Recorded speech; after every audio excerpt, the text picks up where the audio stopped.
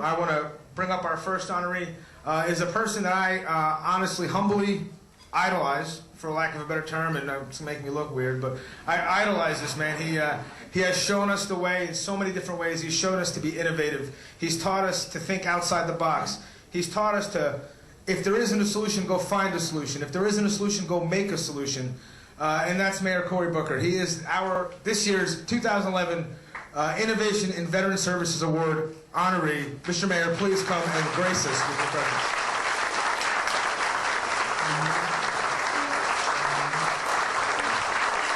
Thank you very much. Wow.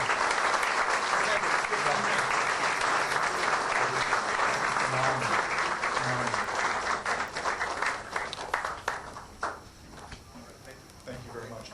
I want to try to be as brief as possible, and you'll all have to forgive me. This is one of the more, 11/11/11 is one of the more busier nights in and around Newark. From the very heavy on my heart to a lot of more good things happening, from some services we're holding for the death of a police officer who died trying to defend a woman that was being robbed in Patterson, to other events in this city where people are looking forward and hopeful.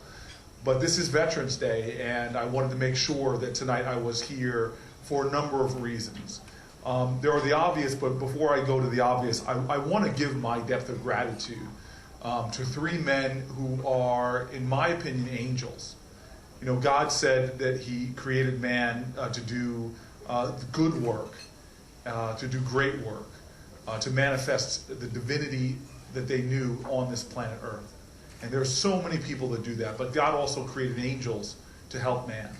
And in my book, in my humble estimation, the three people I want to mention real quick are angelic forces in this world. They are dedicating their lives and their spirits, their energy and their time and their wisdom and their love to supporting those men and women who stand for this nation. I cannot tell you how much of a force of light they have been in my life, shining their light often on me as if I should take credit for their accomplishments. They have taken the city of Newark and put us on the map in the state of New Jersey. They have helped to create the first ever municipality in this state who has had a one-stop center to support veterans. They've helped us to advise us on homelessness issues. They've helped to enable us to reach out to more veterans.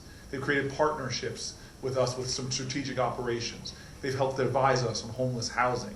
They're helping us do something that is going to be incredible, the first veterans court to help veterans who often get caught up in low-level crimes to be adjudicated more fairly, not to be punitively punished, but to be empowered to make sure that their lives are turned around. These three men are truly awesome.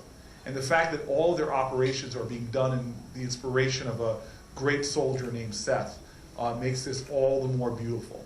So if you all who stood up for me, I now think maybe you should stand on the tables or your chairs, because they deserve far higher praise than I have received or should receive. Would you please give it up for Jack, James, and Alex for their incredible help. Yeah, I got one. Yes. Yes. Absolutely.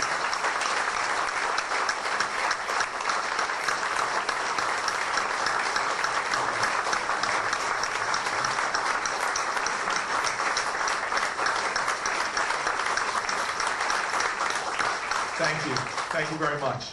And those sustained applause also gave me, I'm sorry, a more perverse pleasure, because I love embarrassing those guys. And they're so uncomfortable with praise and gratitude. They quickly try to shirk it off. But I got the microphone now, guys. Back up. You're okay with it?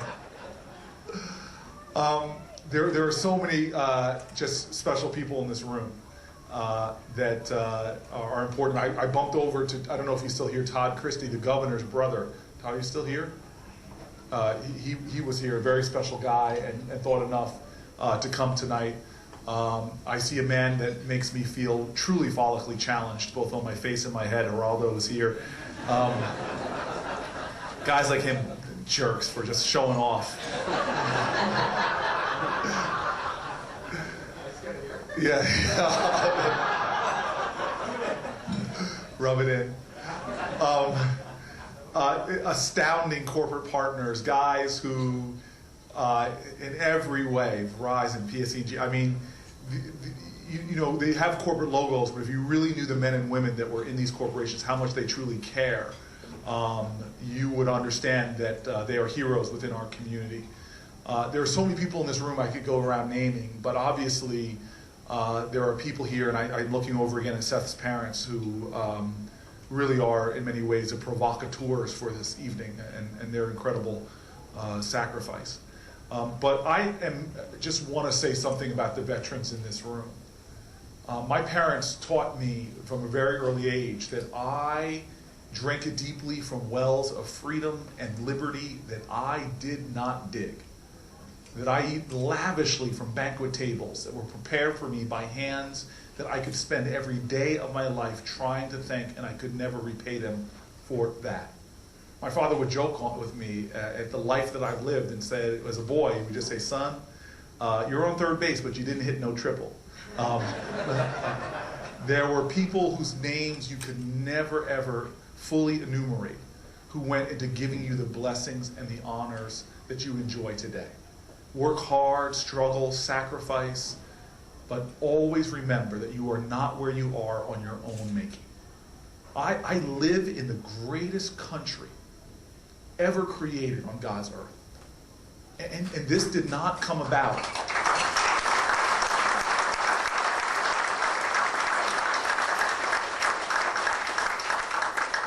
And this did not come about by accident. It didn't.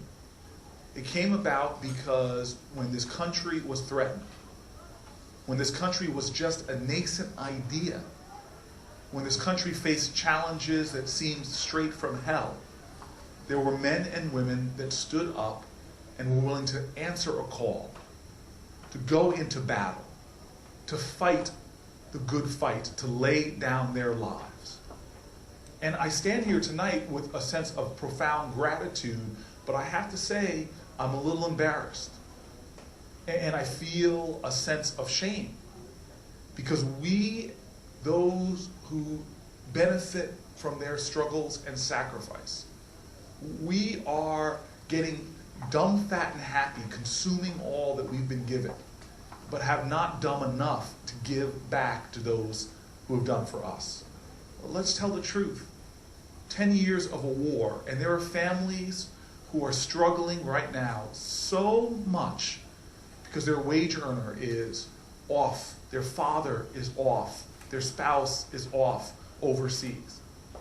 Of all the wars that we've had, this is one of the most unconscious that we've ever had, where most Americans go through their days with not even a recognition or understanding that we are at war and that there are people paying the ultimate sacrifice. And so I appreciate this award today, but I feel this feeling that we have not done enough.